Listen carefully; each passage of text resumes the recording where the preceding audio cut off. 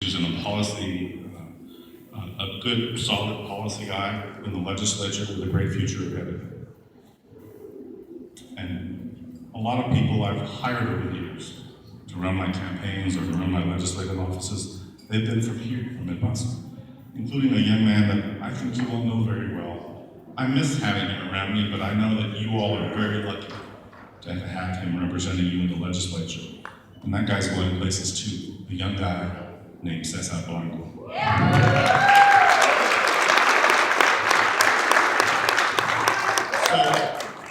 I have to tell you that my love for El Paso goes a lot deeper than Chico's Tacos or Pepe's Tamales or the L&J Cafe. I'm a neighbor. My community is just down the road. My home county is just down the river. And all of us who grew up along the border, we have strong bonds that connect us, some shared experiences. We know that our part of the world is special. Our businesses have relied on trade with Mexico longer than any of us have been alive.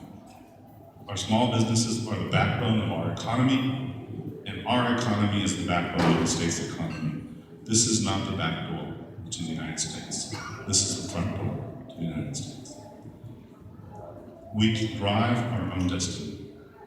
Podemos y debemos de ser arquitectos de nuestro propio futuro. We should be the architects of our own future. Let's not turn our country over to the likes of Ted Cruz or Donald Trump. People who don't know us, people who don't relate to us, and frankly, people who don't seem to like us very much.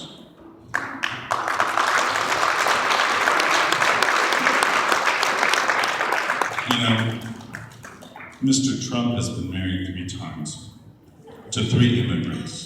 You'd think he'd be a little more familiar with our broken immigration system. I want you to remember, though, that those guys have supporters. Supporters who are gonna vote in big numbers.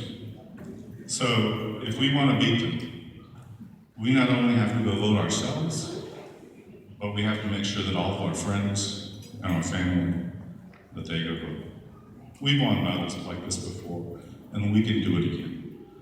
Muchos pocos hacen mucho. And that's what we need to remember. So that when we band together and stand up for ourselves, we win. Juntos podemos. In the immortal words of Cesar Chavez, sí se puede.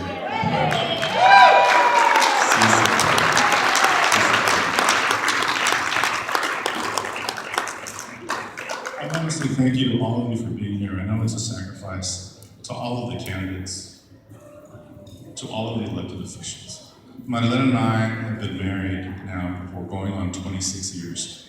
We got married 2 weeks after my first election to the legislature. And this is the life that we've led. Nicolas came along and has been the single greatest blessing. But I will tell you this, the time will come when we have to turn the baton over to other people. And it's really important when you feel, when I'm the young Democrat in the room, we got problems. So we gotta go out and find other people like the senators do. We gotta go out and find people who will get in the trenches with us and pass that baton on to other people.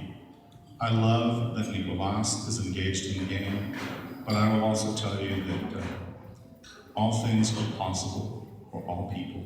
For every little kid out there that wants a future, it's possible. But we gotta give them that opportunity. We gotta give them that opportunity. So, in my own case, when the Republicans took over the legislature, and Marlena asked me, Pete, do you still want to be in the legislature? Are you still enjoying it? I mean,